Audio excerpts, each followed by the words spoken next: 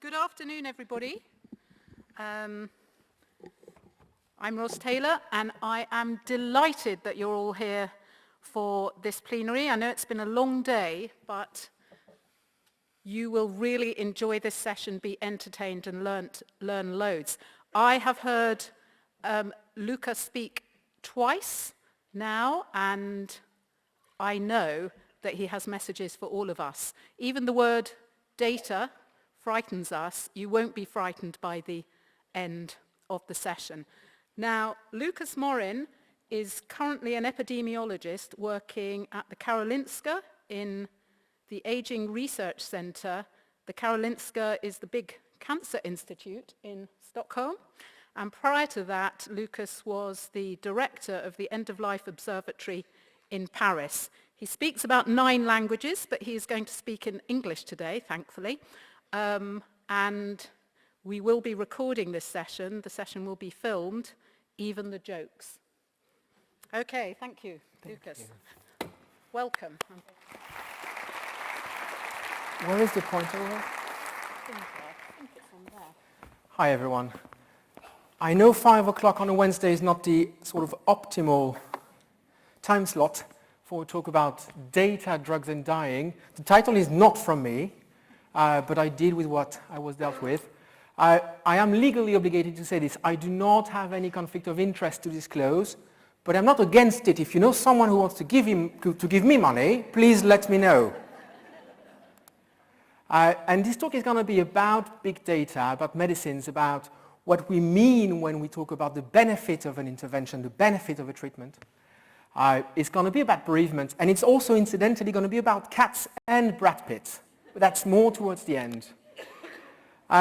Very briefly, what do we mean when we talk about the quality of care? What makes us say that some types of care are of good quality or bad quality? Where, in a nutshell, if you want to boil it down, it's the extent to which a certain treatment or intervention, hospices, can improve desired health outcomes. And the key word here, and that is often forgotten, is desired, is the ability of an intervention to improve something someone wants.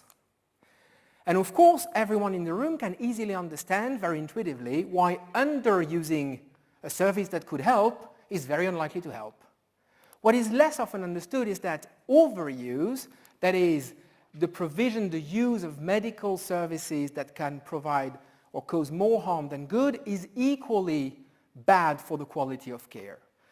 And in the field of end-of-life care, for many years, we have sort of been used to thinking about this problem of overuse of treatments, about the aggressiveness, the over-aggressiveness of cancer care at the very end of life. And I guess one of the very sort of famous papers illustrating that is that from Craig Earle and colleagues in Canada, looking at the provision of chemotherapy at the end of life.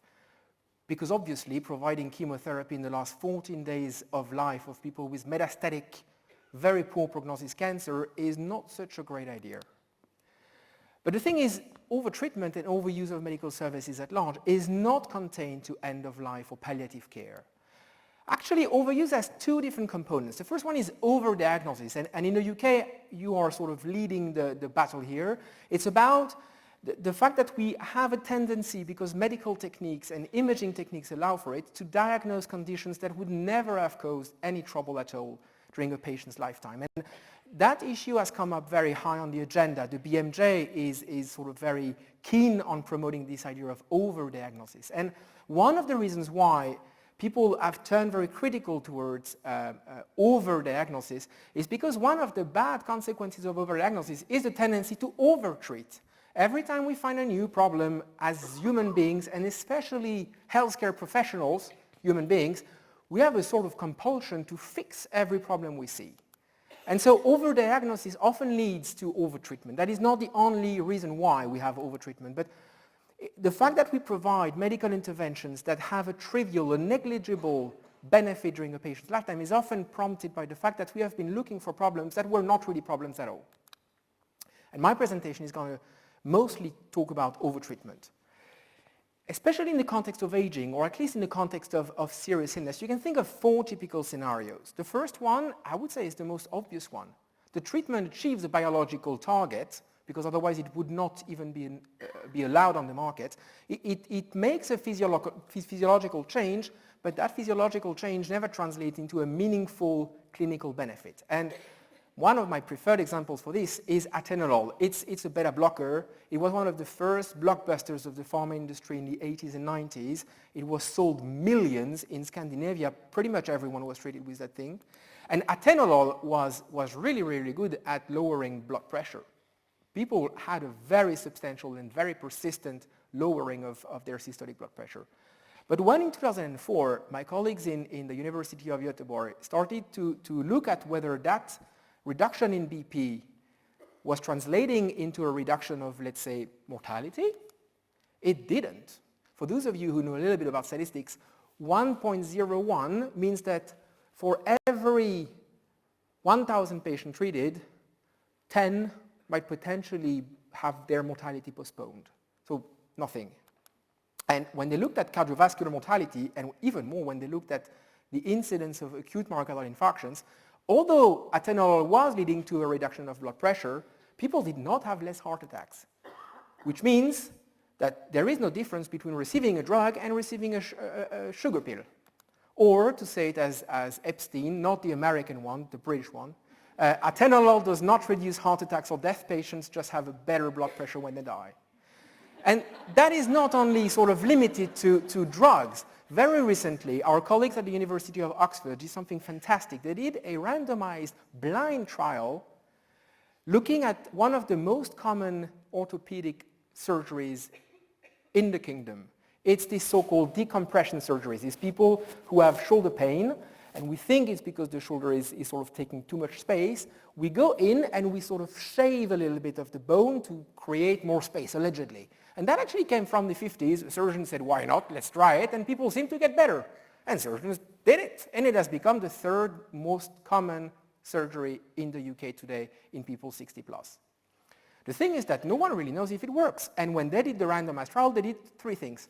One group, nothing. You just have your arm resting for a few weeks. You take some paracetamol, and we let things improve by themselves. Second group, you go and you do the surgery, the classical treatment. And then the last group was people who had an arthroscopy, but without the surgery. So people thought they were being operated on, but they actually weren't. And the thing is, the three groups improved at the exact same pace. The surgery doesn't work, but patients were way more satisfied when they thought they had the surgery. They said, I'm doing so much better. But they were not really. Which is raising the question of why are we still doing it? Now, the second scenario is a little bit less obvious. It's especially true among people who have reached a certain age and have a, let's say, impaired renal or liver function. And it's when a drug would work in the general population, it would be fairly well tolerated by someone like me, for example. But if I had some kidney injury, it would be a different game. And that is the sort of notion of inappropriate prescribing that geriatricians know very well. In the US, they have the so-called BEARS criteria. It's a list of drugs that are contraindicated for older adults simply because their sort of risk-benefit ratio is not so favorable. And in the UK, you have the stop-start criteria. I guess many of you know these lists. And the reasoning here is really pharmacological. Some drugs, for some people, are just not worth the risk. That's it. But at the end of life, as people sort of near death, if you want to put it bluntly, you also have drugs that would work for everyone, that would actually be quite beneficial and not so risky, but the goal of these treatments is not really aligned with what the people want to prioritize. Or, scenario number 4, the drug would work, would be quite safe, but the time that the drug would need to kick in is simply longer than the patient has to live. Statins, even for primary prevention, all the RCTs are pointing towards the fact that at the population level, it's probably very efficacious. But statins need at least 5 years of maintained prescription to start lowering cardiovascular mortality. If someone is having only 6 months to live, it's not that the statins are bad, it's simply that the patient is not in a state where he or she can actually enjoy the benefit in 5 years because he or she is going to be dead. And these two scenarios are the most complicated ones. They are the ones that prompted Holly Holmes in 2006 in publishing these seminal paper in the Journal of the American Geriatric Society, trying to think, can we integrate the idea of palliative medicine in drug prescribing for older adults, in her case it was with advanced dementia, but it's with serious and sort of poor prognosis diseases at large. And the idea is that, as you know, most people, especially older people, do not die in a sudden and unpredictable way. Most of them die either from what Morin in Scotland would call the trajectory of short and evident decline. It used to be cancer, it's less and less the case. They die from intermittent functional decline with, these sort of acute decompensation followed by a sort of kicking back, and they dwindle away at the end of life. It's typical of heart failure, COPD, etc. And then you have a growing proportion of older adults, especially in care homes and nursing homes, who have a very low baseline level of physical functioning and cognitive functioning, and they simply decline at a very slow pace at the end of life without any major events. They simply die very slowly for many years. And for these people, you would think that as people go from normal aging to serious illness to palliative and then terminal care, if you want to phrase it this way, that we need to individualize drug therapy even more at the end than at the beginning.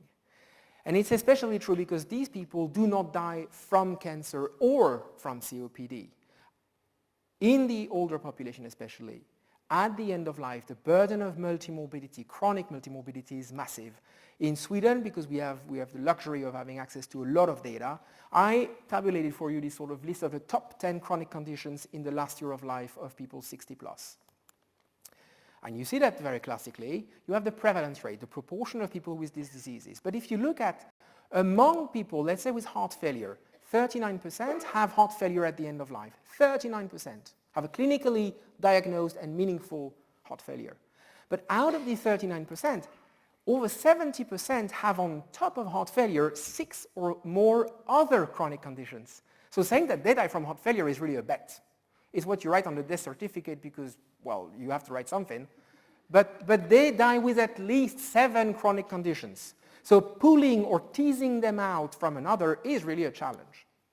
And if you think of these people with multimorbidity, and you think of the goals of care, the time to benefit, and the risk of harm of medicines, you end up with a very simple pyramid that sort of says that as people age, we need to sort of stick to medications that are pharmacologically appropriate and have a favorable risk ratio for, let's say, older people or people with cancer, down to medications that will achieve their intended benefit before the patient dies. That sounds obvious, but I can tell you that if you look even in UK prescription data, that is not the case.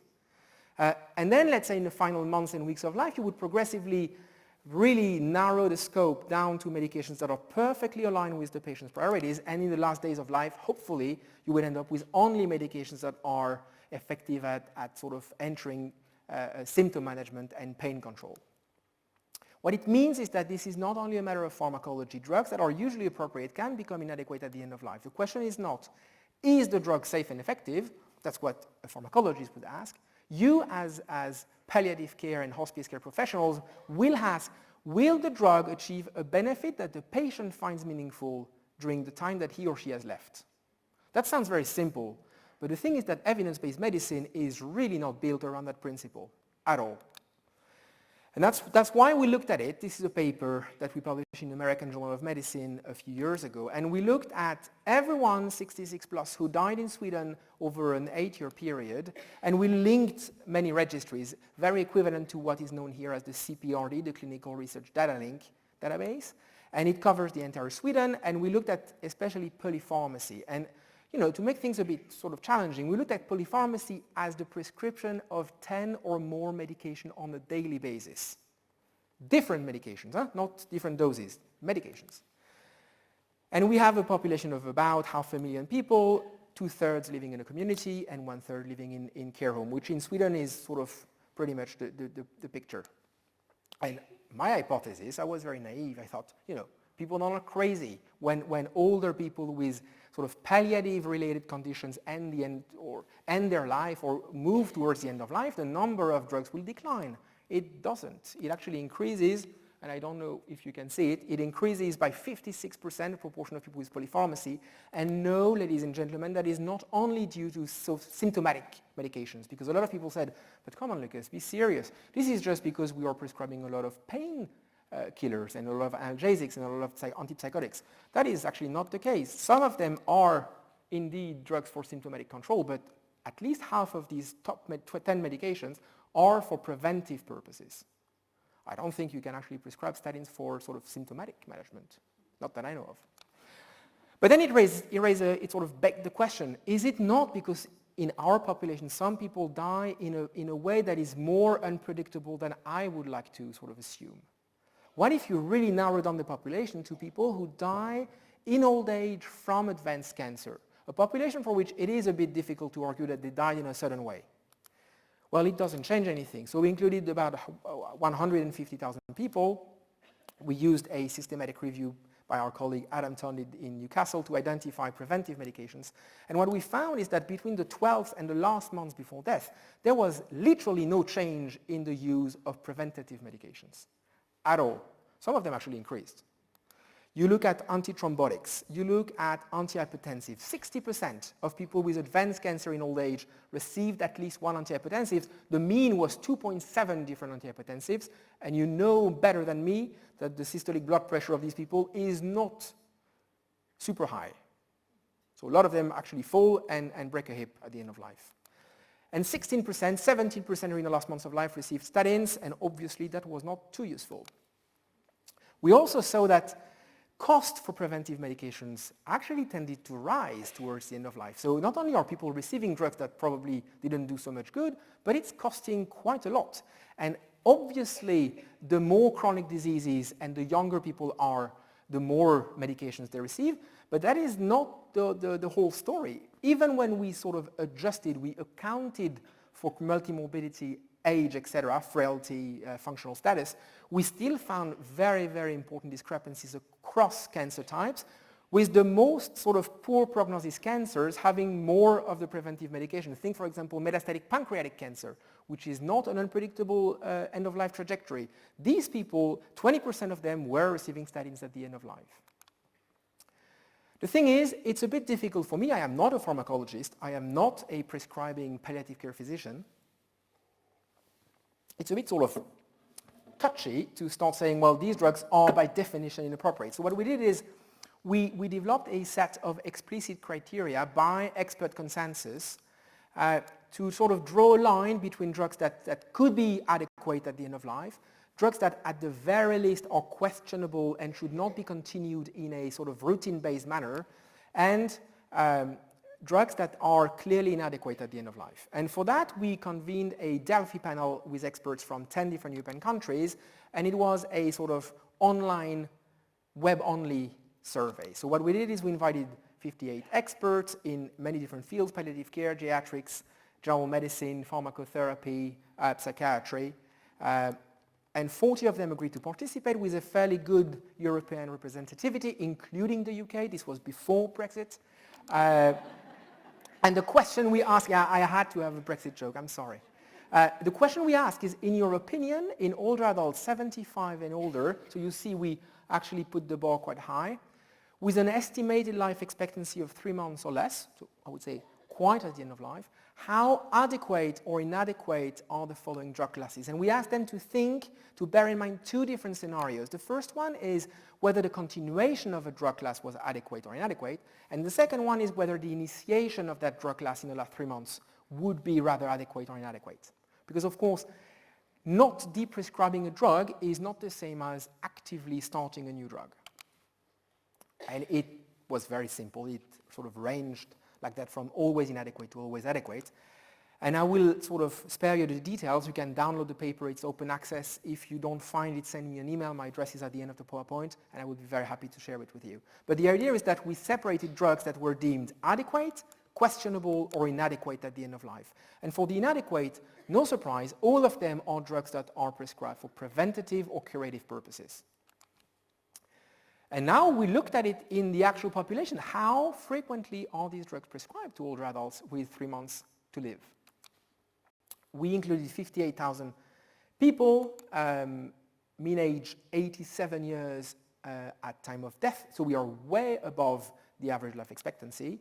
56% were women, and 58% did not live in skyscrapers, they live in the community. It's an icon that is a bit confusing, I agree. And 36% died eventually in the hospital. And what we saw is that 1/3 of them continued a drug that was deemed inadequate, and 14% initiated such a drug. And I need to say, we excluded people who, in addition to having a sort of palliative care compatible condition, died in a way that could be sort of hard to predict, for example, sepsis or, for example, pneumonia. So we excluded these people who had a cause of death or had a condition at the end of life that could sort of, be for a clinician very hard to foresee. And the top 5 drugs are statins, calcium, anti-dementia drugs, biphosphonates, and vitamin D. All of them very, very useful in the last 3 months of life for the adults with palliative conditions. And you see that the continuation range, that is the proportion of people using that drug throughout the entire year of life, ranges between 60 and 82%. And you can see that in a very visual way. This is the proportion of people using the different drug classes during the last year of life. And you see, for statins, there is a bit of a tipping down, but it's very modest. However, looking at only the last year of life is a little bit misleading, because if you zoom out, if you will, you see that the trends are a little bit more dynamic than it seems if you focus only on the last 12 months of life. But again, not a major decrease, not so much prescribing going on. And Sweden is actually not doing too bad on that front, so we are probably pretty optimistic. And some of them remain sort of very sort of, how do you say, worryingly stable. If you think, for example, of biphosphonates or anti-dementia drugs. Anti-dementia drugs have been put on the market with a very modest efficacy at 6 months, and now in Sweden they are prescribed for an average of 6 years. So we have no idea if it helps people or not, and they stay until the end. Now, why do we see what we see? Why do we have this pattern of non-deprescribing at the end of life? Well, the first sort of reason is illustrated by this beautiful and wonderful cat, and by his owner in David Doza at the Geriatrics Rehabilitation Care Facility in Rhode Island in the US. And this cat is very famous because he made it to the New England Journal of Medicine, very prestigious indeed. If you haven't read that paper, I can only recommend that you do. It's a fantastic piece. And the reason why the cat, with an ugly picture though, but the cat made it to New England because David Doza realized that in his palliative geriatric care unit, the best predictor of mortality within 72 hours was the cat. And it doesn't speak very highly of the cat. It's not because the cat is some kind of a superhero hidden within a cat. The cat is not sort of bizarrely good at predicting death. We are really bad. Humans are really bad at predicting death. If you think of weather forecasts, we are about as good as predicting death within 3 days as predicting weather within 3 days. Just to give you a rough idea.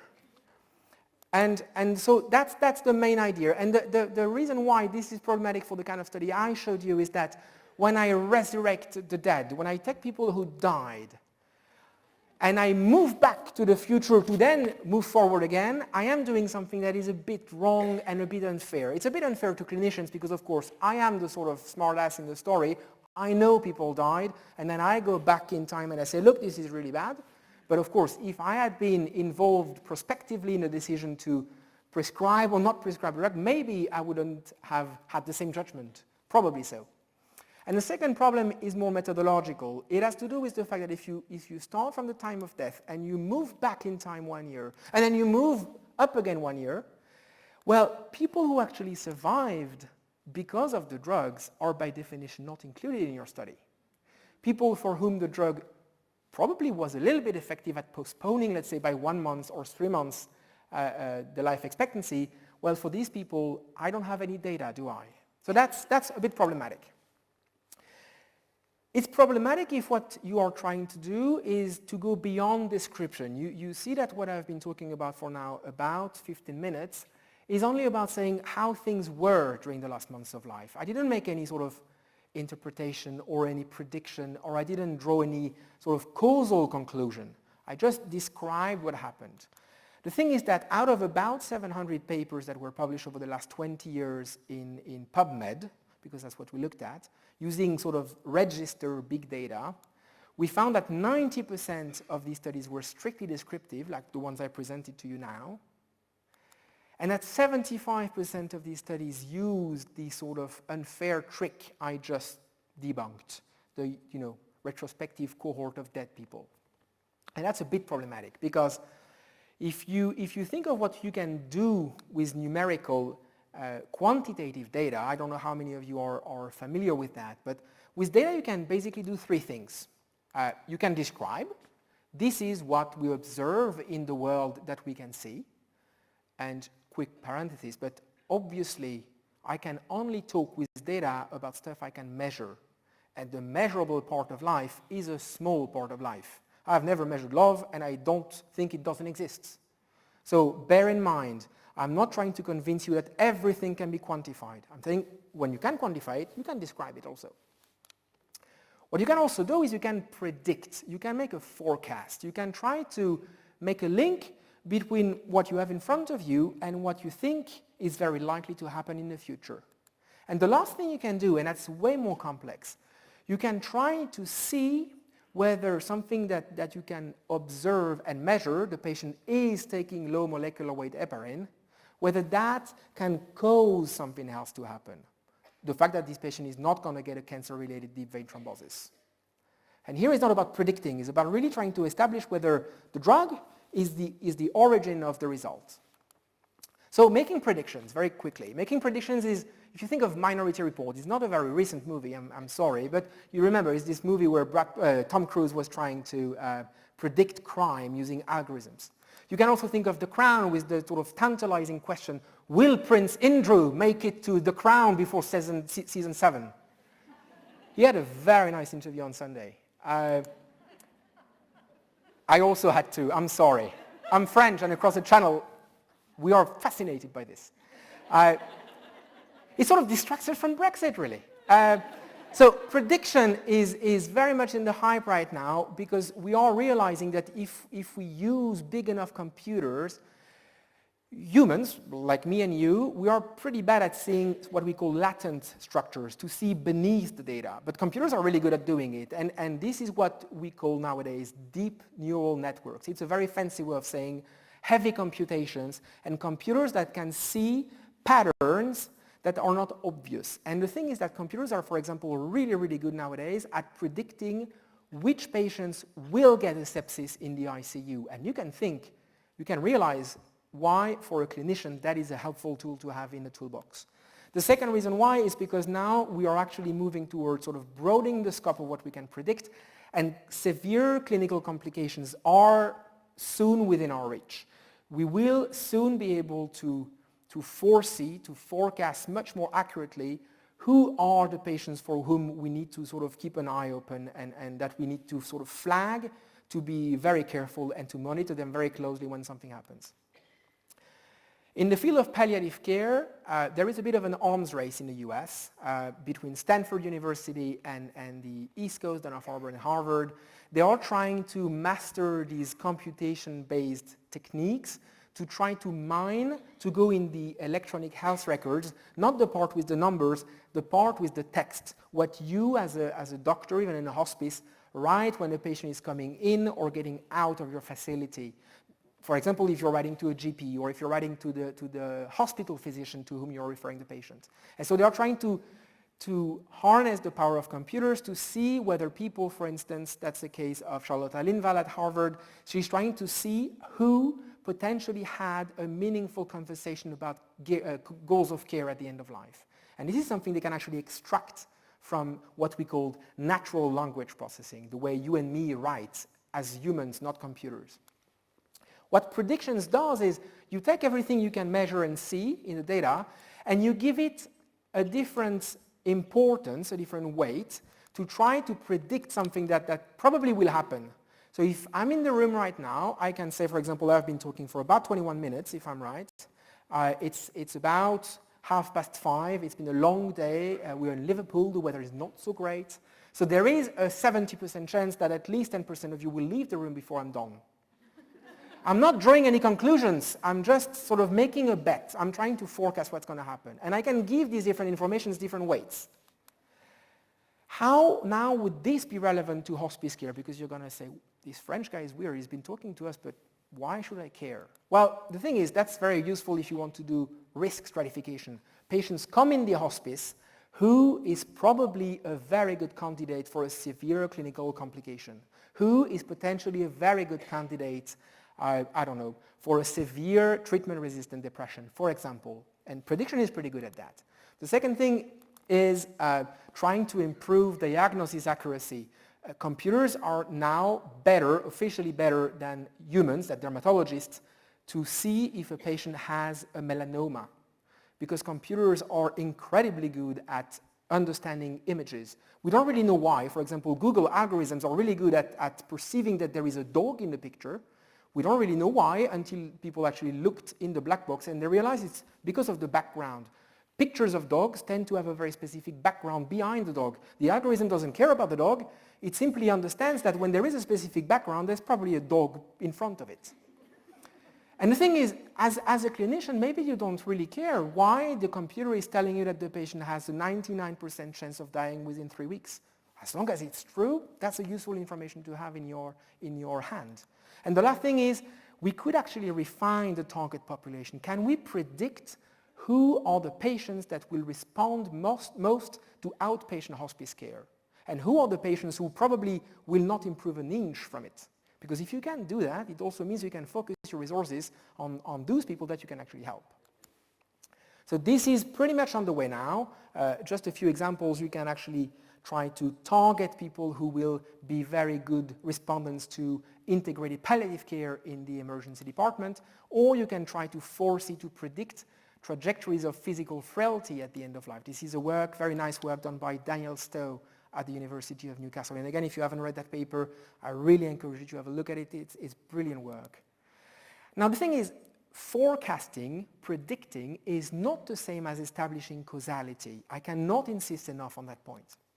Establishing causality is asking the question of how does the world that we know, that we can see, how would it differ from the world that we would have seen had one thing been different?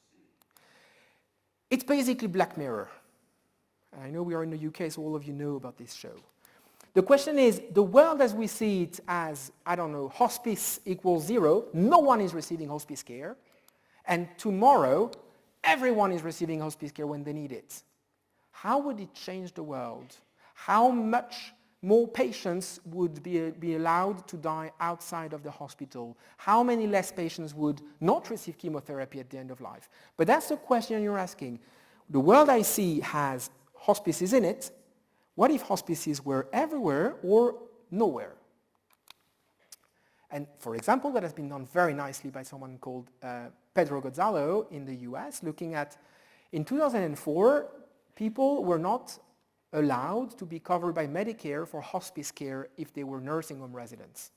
And in 2008, they changed that. They created a new policy, a new incentive, and suddenly people were eligible. So Pedro asked the question, if in 2009 the policy had not been implemented, it was still the same conditions as 2004, would things be different for these nursing home residents? Would pain control be worse?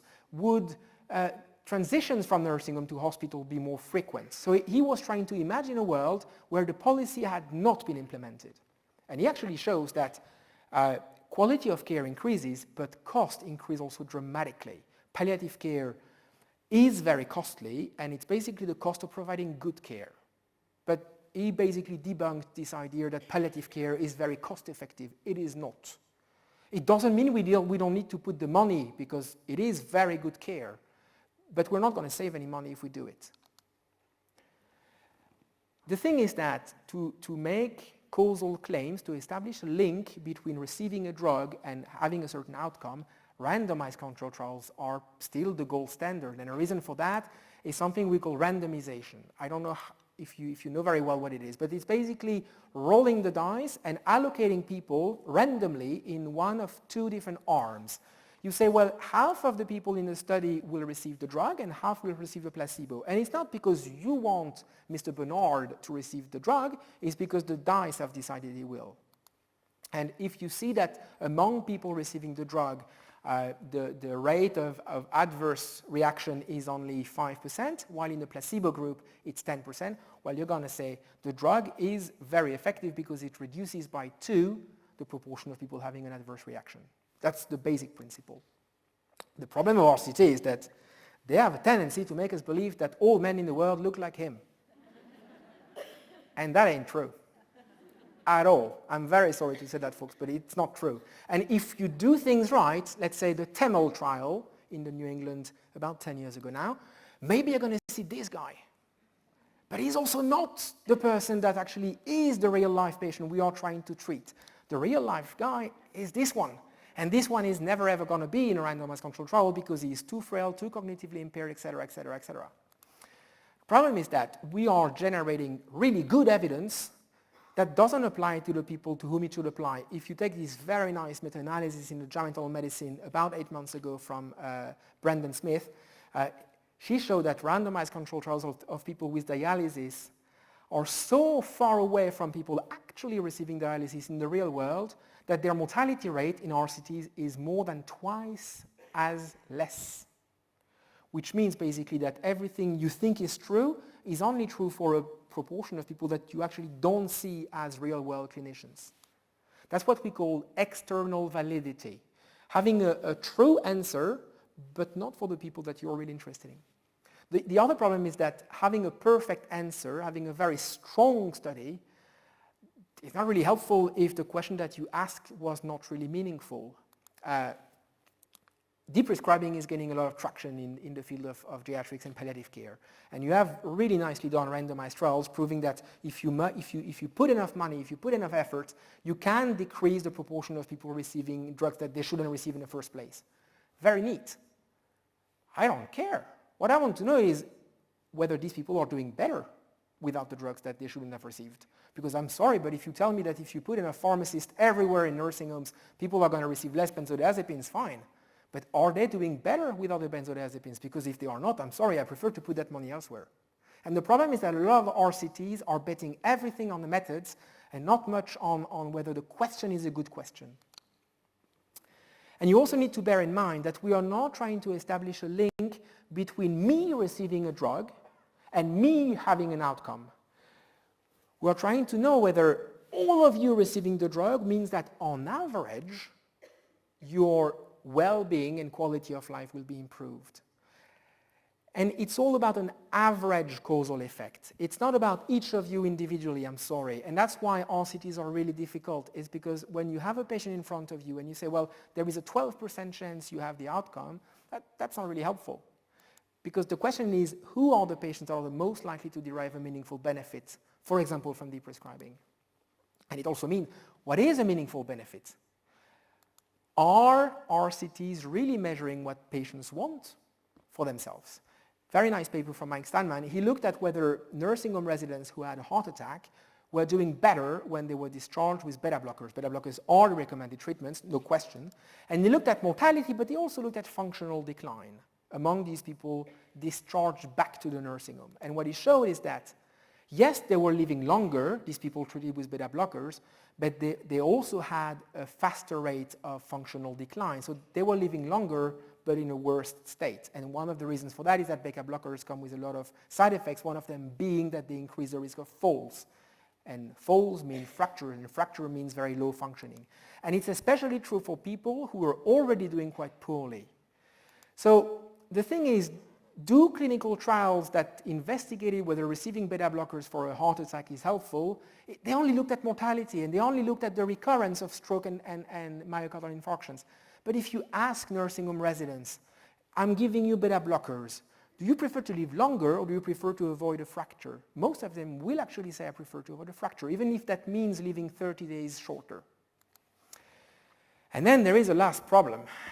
Everything cannot be randomized, and it makes researchers like me very frustrated because we would love to be sort of, mad wizards and to be able to split that room in two. You get the treatment, you don't. But that doesn't work that way. And For example, I am very interested in knowing whether people who experience spousal loss in old age, whether it affects them not only psychologically but from a sort of somatic point of view. So the question is, does spousal loss lead to negative health outcomes? I hope you can realize why that cannot be a randomized controlled trial. I presented that study in the US, and someone actually sort of shouted out from the back, well, in this country, we actually do shoot people randomly, don't we? There was a bit of a sort of cold chill in the room. But you see that if you're a researcher and you're interested in knowing whether bereavement is bad for people's health, which we can all assume, but it's difficult to prove, well, RCTs are out. The only thing we can rely on is observational data. And this is a question that has been sort of occupying social scientists and demographers for a long time. This is a very nice paper from the Lancet from, if I'm not wrong, 1951, looking at the mortality of widowers in Boston.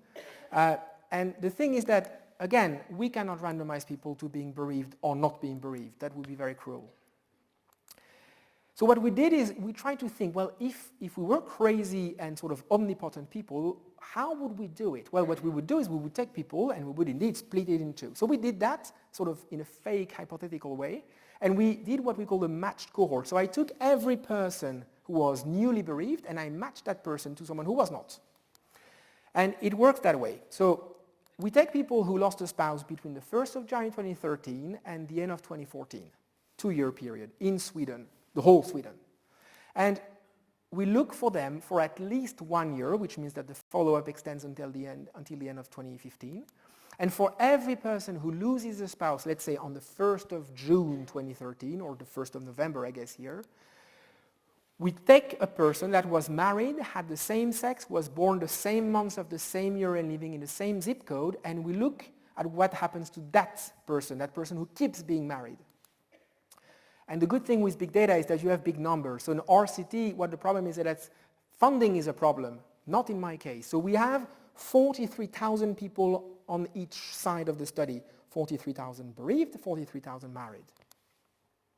And we link data from many registries, again with full population coverage in Sweden. And what we looked at is all-cause mortality, adverse events, and healthcare use.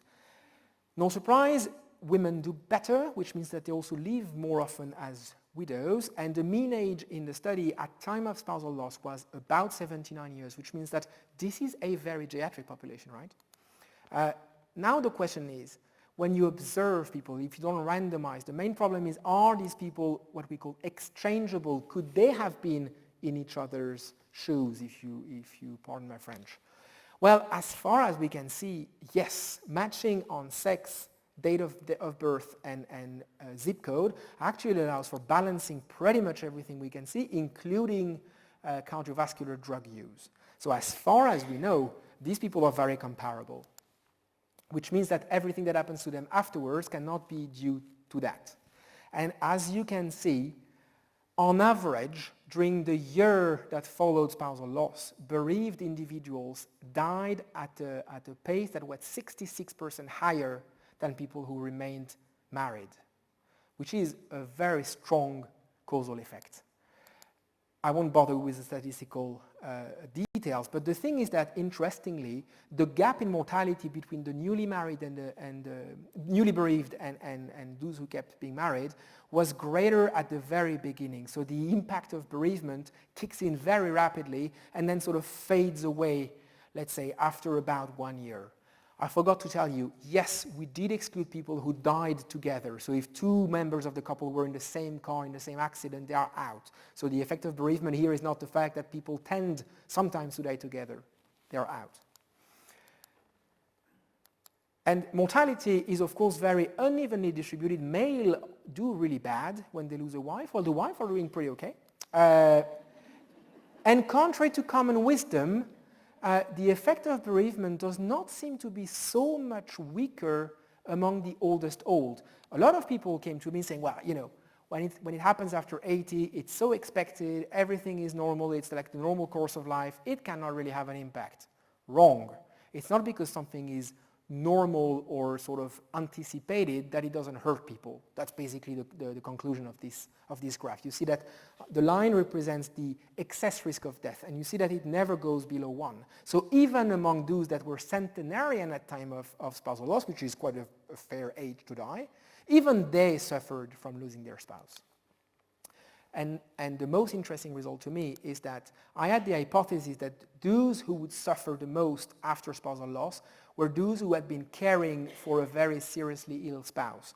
Well, obviously I was wrong. The excess risk of mortality is highest among people who lost a spouse from a sudden and unpredictable cause.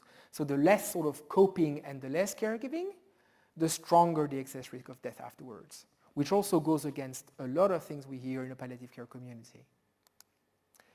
Now the thing is, it's not restricted to death. If you look at any kind of acute cardiovascular event, I don't know if you know how to read these numbers here. 1 is the average. Below 1, it means it's a decreased risk, and above 1, you multiply by 100, and it's the excess risk. So here, acute cardiovascular event, what it means is that bereaved people had on average a 34% increased risk of acute cardiovascular event. And you see it's hip fracture 48% higher, pneumonia 14%, self-harm, that includes suicide. People were 3.5 times more likely to try to commit suicide after spousal loss in old age. And nursing home admission, no surprise, 3 times more likely. Now, we are not the first ones to sort of suggest that link between bereavement and health. But the thing is, we are the first ones to eliminate the possibility that this causal effect is in fact an illusion, an optical illusion. Because of course you could say, well, so I live in France. We like wine and smoking a bit too much. If tomorrow I die from lung cancer, my wife is going to lose her spouse.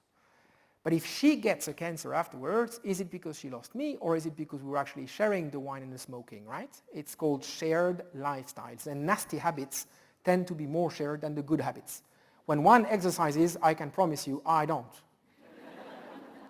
But the drinking and the smoking goes usually in pair.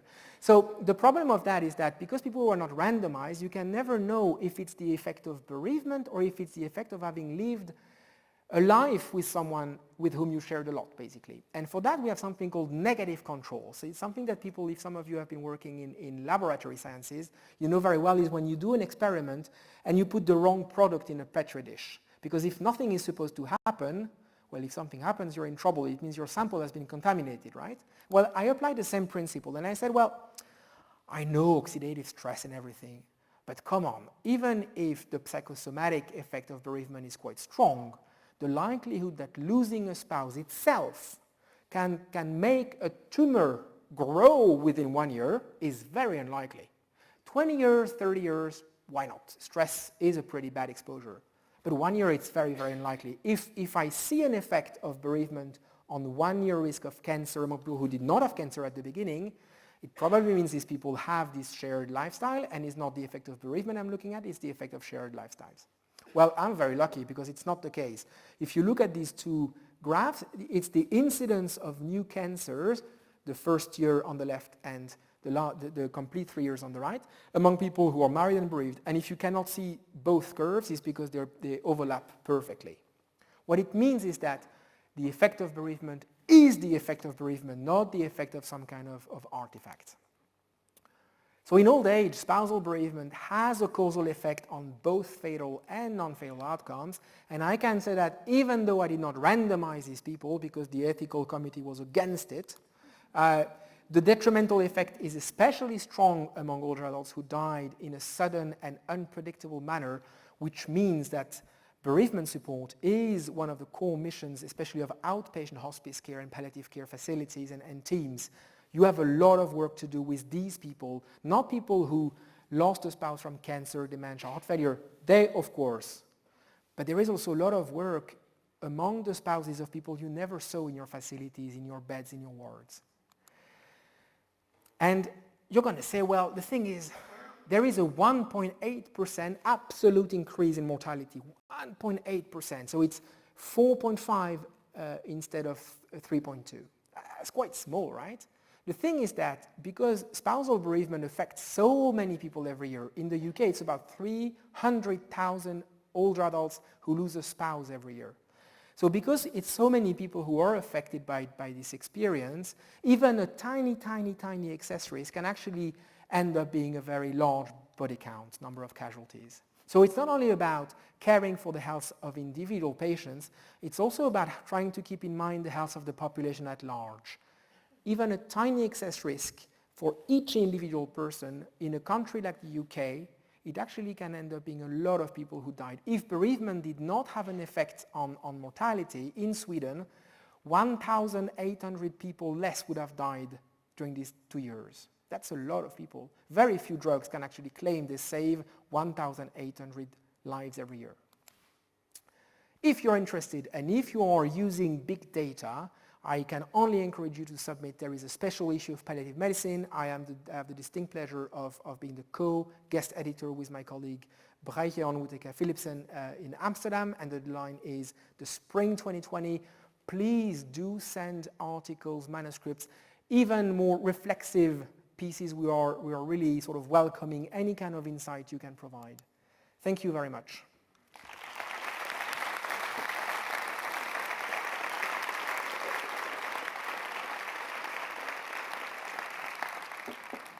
Wow, thank you so much, Lucas. There was so much in your presentation, certainly for me and I'm sure for many of the audience. I won't hog the microphone.